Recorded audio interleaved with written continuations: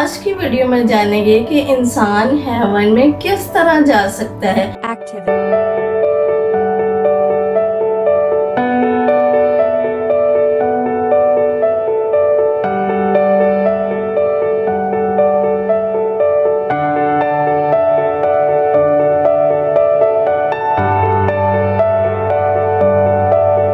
Page को हम completely open करेंगे। हमारे पास एक ब्यूटीफुल सी क्रॉस आ जाती है।